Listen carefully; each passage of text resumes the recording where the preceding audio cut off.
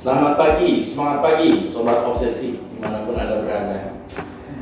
Pada kesempatan kali ini saya kedatangan tamu yang sangat istimewa. Beliau adalah Technical Advisor Waterland Nusantara, Pak Mustianto, atau biasa kita panggil Pak Mus ya. Iya. Saya udah lama nih Pak, nggak tahu Bapak nih. Iya, lama sekali ya. Ada 10 tahun Pak ya? Antara 5-10 lah. Ya. Jadi sedikit introduce atau perkenalan. Pak Mus ini adalah spesialis ya, bisa dikatakan spesialis, ahli, tapi beliau tidak mau dibilang ahli ya. Jadi advisor ya Pak ya. Jadi pada diskusi kali ini saya ingin coba angkat ini Pak Mus. Beberapa waktu lalu saya berada di dalam gedung ya, di dekat jendela gedung, di dalam ruangan. Itu tiba-tiba saya melihat ada beberapa orang meluncur ke bawah menggunakan tali, membersihkan kaca. Ya, saya cukup kaget juga gitu ya. Wah, ini berani sekali mereka bekerja di ketinggian. Ya, apakah mereka punya alat yang tepat gitu ya? Sistem yang aman itu bertanya-tanya juga saya dalam hati. Sambil saya tengok, saya intip, ternyata mereka punya cukup alat yang menurut saya sebagai praktisi safety ya cukup sebagai kontrol supaya mereka aman gitu ya.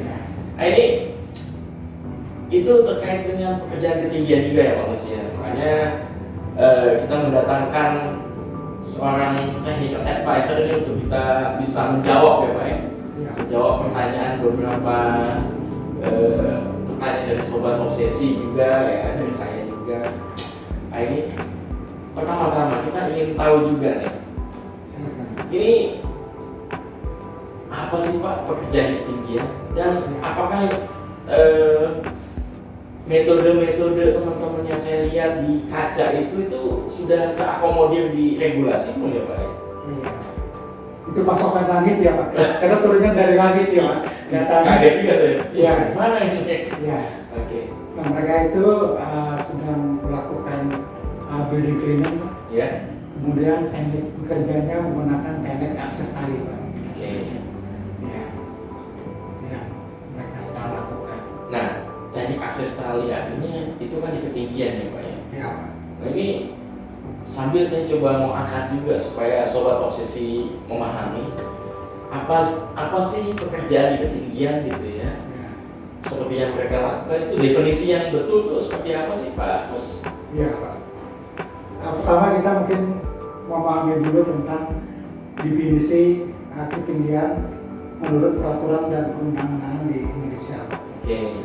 Kita punya peraturan Menteri Ketenagakerjaan RI nomor 9 tahun 2016.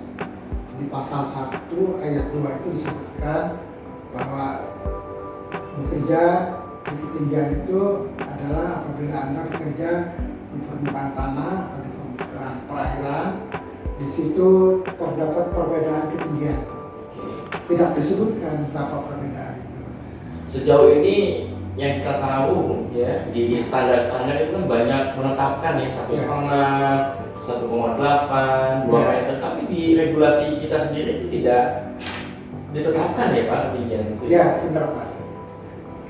Jadi tadi ada perbedaan ketinggian, kemudian ada potensi jatuh, jatuhnya itu menimbulkan cedera sampai pada kematian, baik bagi tenaga kerja yang jatuh atau orang lain yang ada di sana, atau kerugian harta benda Pak. Jadi definisi bekerja ketinggian di Indonesia itu berdasarkan asesmen seperti itu. Ya. Jadi assessment atau penilaian. Penilaian ya Pak. Tentunya apa yang saya lihat itu saya sebagai praktisi K3 Ya. pasti akan bertanya Ya. ya. Ini persyaratan K3 apa sih yang mereka harus penuhi Ya. supaya mereka bisa bekerja dengan aman, Ya. tidak melukai diri mereka sendiri, Ya. orang lain sekitarnya. Ya. Gitu. Itu gimana Pak Mus untuk persyaratan K3-nya? Itu pekerjaan yang saya contohkan tadi. Ya Pak. Jadi di pasal 2 berikutnya, apabila Anda memenuhi syarat tadi kriteria bekerja di ketinggian, ada perbedaan ketinggian, ada potensi jatuh, jatuhnya menimbulkan cedera sampai pada kematian atau kerusakan harta benda, maka wajib menjalankan syarat-syarat ketiga bekerja di ketinggian. Oke. Ya. Apa aja tuh Pak syaratnya Pak? Nah, syaratnya itu diuraikan di pasal 5 Pak Dedi. Oke, ada juga ya di regulasi. Sorry, pasal 3 ya. Oke. Di pasal 3 dan syaratnya itu ada 5 dan semua harus dipenuhi. Ya. Oke. Syarat pertama harus punya perencanaan. Oke. Ya. Jadi tidak ujuk-ujuk kerja di ketinggian gitu. Oke, untuk perencanaan artinya mereka perlu merencanakan mereka mau melakukan apa gitu. Sampai kepada kondisi yang akan mereka hadapi ya, kondisi darurat gitu ya Pak. Ya, jadi setelah merencanakan itu mereka melakukan penilaian. Pertama pilihannya adalah mencari pilihan apakah bisa pekerjaan ini tidak dilakukan pada ketinggian. Oke. Kalau misalnya bisa dari ground aja. Tapi kalau nggak memungkinkan tinggi sekali ya. Pasti itu pilihan yang banyak. Oke. Kemudian setelah itu mereka harus melakukan tadi identifikasi bahaya, Risk assessment ya Pak. ya assessment, kemudian dilakukan pengendalian dan diakhiri dengan surat izin kerja aman. Oke, surat izin kerja aman tentunya dari pemilik area ya. Benar Pak ya. Artinya pemilik gedung atau Ya. pemilik area juga kita Ya. sobat obsesi yang memiliki lokasi kerja Ya. yang akan dilakukan oleh tenaga kerja yang seperti tadi itu Ya. perlu memastikan juga ya Pak. Pastikan dia bekerja aman. Dia bekerja aman Ya. gitu ya. Jadi itu termasuk udah masuk ke prosedur itu ya Pak ya. Ya, baik. Harus ada surat izin kerja aman, kemudian pembatasan wilayah agar tidak ada orang yang tertimpa barang Oke, jatuh. artinya kan banyak pengunjung di bawah itu perlu kita protek juga Pak ya. Ya. Oke. Kemudian juga harus menyiapkan tanggap daruratnya Pak. Oke. Gitu. Nah, kemudian kalau sudah prosedurnya dijalankan, langkah ketiga itu adalah memilih teknik bekerja yang aman. Oke. Ya. Gimana tuh Pak? Tuh, Pak? Teknik bekerja dengan aman tuh seperti apa ya? Banyak pilihannya Pak Deddy. Oh, banyak Ya, juga ya. banyak pilihan. Ada 5 pilihan. Oke.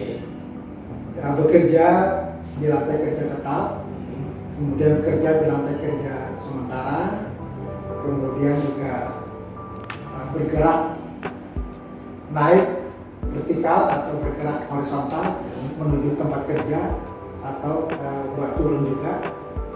Terus yang keempat itu posisi bekerja miring atau bekerja pada lantai kerja miring, seperti di atap misalnya Pak, itu lantai kerjanya yang miring. Oke.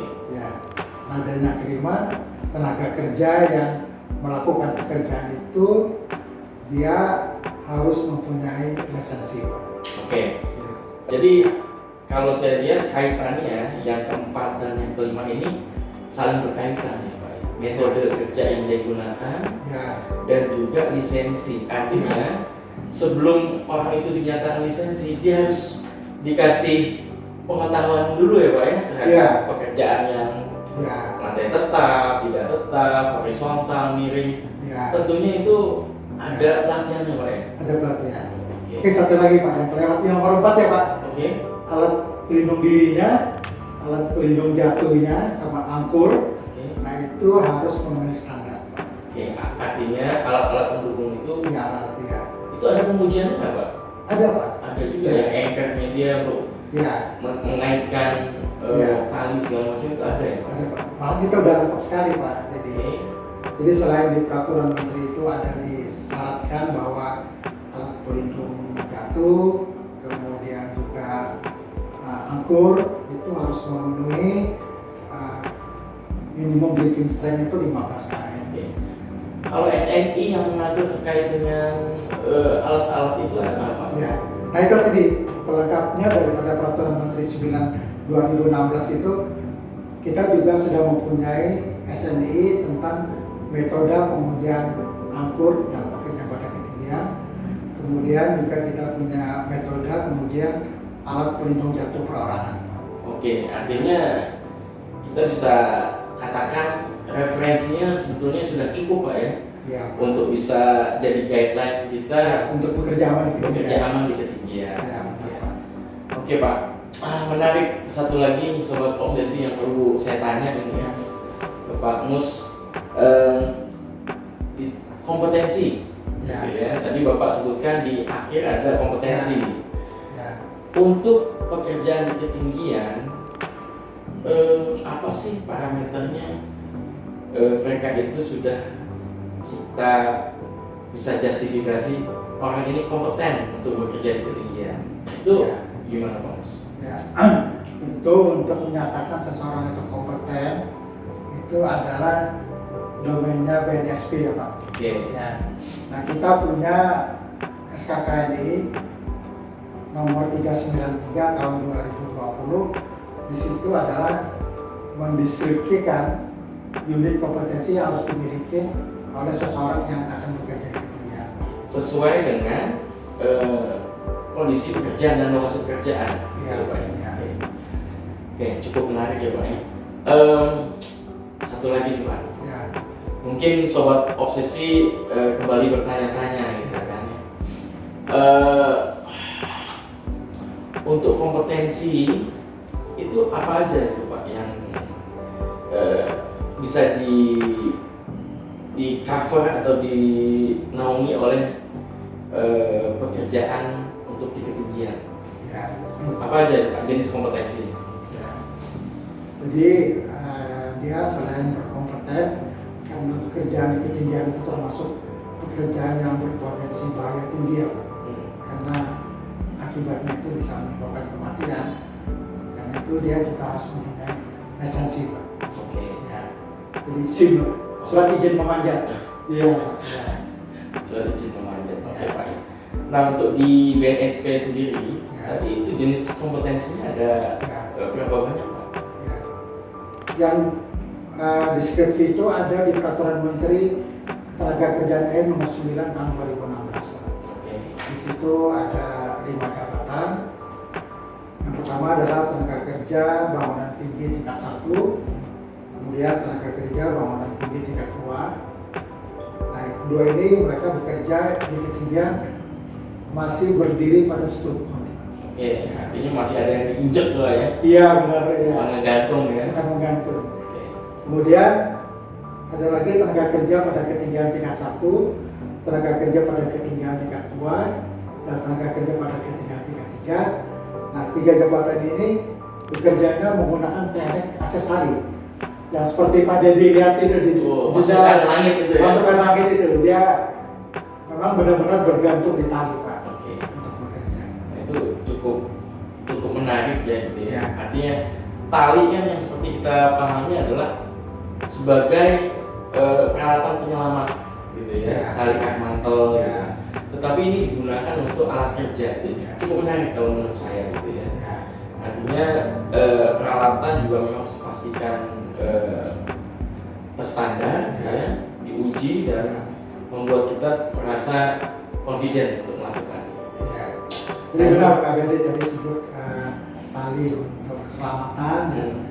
Di dalam Peraturan Menteri Tenaga Kerjaan RI nomor 9 2016 ini memang disyaratkan Pak Dedi Oke. untuk bekerja dengan akses tali itu dia harus menggunakan 2 tali. Yang satu yang disebut dengan tali kerja, tali yang dia panjat naik dan turun, dan satu lagi adalah tali keselamatan. Oke, untuk safety-nya dia ya. Safety-nya dia. Oke, Pak, itu sangat menarik. Tentunya untuk detail bagaimana menempatkan anchor segala macam Oh, ya. kita coba bahas lebih lanjut ya Pak ya. Ya, itu butuh pelatihan Pak, Iya. dan butuh berkeringat. Baik. Jadi kalau saya bisa simpulkan setiap tenaga kerja pada kondisi yang berbeda itu membutuhkan kompetensi yang berbeda juga Pak ya. Benar, Intinya Pak. seperti itu. Ya. Oke, jadi sobat obsesi di sini kita bisa simpulkan kita membutuhkan kompetensi untuk bisa bekerja dan memahami setiap risiko yang ada di lokasi kerja kita. Juga kita bisa lebih jauh melihat ya Pak ya referensi-referensi yang Pak Mus sampaikan tadi ya, Permen, Ya. lalu SNI gitu ya, itu perlu kita baca-baca juga. Nah ini Pak Mus, sebagai penutup, Ya. untuk sobat obsesi yang ingin, ya, yang ingin tertarik, yang tadinya mungkin mereka punya pengalaman sebagai pecinta alam Ya. dan ingin bekerja Ya. sebagai personil yang dapat membantu mendukung suatu pekerjaan ketinggian, Ya. apa sih tips and tricksnya atau strateginya untuk mereka bisa ikut berkompetisi dan berkompetensi Ya. sehingga bisa meningkatkan kesejahteraan mereka? Oke, baik, Pak. Kalau pecinta alam, teman-teman itu memanjat buat bersenang-senang Oh iya. dan untuk sebagai tantangannya adventure ya. Oke. Nah, sedangkan tadi pasukan langit yang Pak Dedi lihat, mereka kerja itu memanjat itu bukan buat bersenang-senang, Pak, Untuk tapi untuk mencari nafkah, ya kan? betul. Nah, karena di situ ada mencari nafkah, di situ ada pemberi kerja, kemudian di situ ada penerima kerja, dan di situ dibayarkan upah. Ya. Karena itu dia harus tunduk kepada peraturan dan perundang-undangan tentang keselamatan dan kesehatan kerja. Terutama di ketinggian. Ketinggian, ya, Pak, tadi seperti itu. Ya. Ya. Baik Pak. Artinya tentunya persyaratan yang mau gabung ya, Ya. untuk bekerja di ketinggian, tentunya mereka nggak boleh fobia takut Pak ya. Benar. Di ketinggian ya. Ya. Itu ada tes-tesnya juga gitu ya. Ya. Lalu mengikuti pelatihan ya Pak ya, yang tadi Benar, Pak ya. Gus sampaikan. Ini juga beliau ini juga sebagai technical advisor di salah satu BCK 3 spesialis bekerja di ketinggian di Waterline Nusantara. Ya silakan teman-teman bisa menghubungi Waterline Nusantara jika ingin tahu informasi lebih lanjut gitu ya. Oke, terima kasih Pak Mus untuk kesempatan yang diberikan. Sama-sama. Mungkin ke depan kita akan coba kupas lagi lebih detail Pak ya, yang tadi saya sebutin. Iya, Pak. Benar. Bagaimana mungkin kita akan coba lakukan outdoor Ya. observasi gitu ya terkait dengan pekerjaan ketinggian, sehingga membuat sobat obsesi yang mereka mungkin sebagai pemilik area ya, jadi mereka memahami apa sih yang harus saya lakukan verifikasi pengecekan gitu ya, supaya di lokasi kerja kita ini aman gitu ya. Lalu sebagai pekerja juga bertambah wawasannya ya, ternyata ada juga loh kompetensi-kompetensi yang perlu diikuti untuk kondisi kerja yang lain. Jadi terima kasih sekali Pak Mus, semoga bermanfaat gitu ya. Sampai ketemu lagi di diskusi di obsesi di kesempatan yang lain.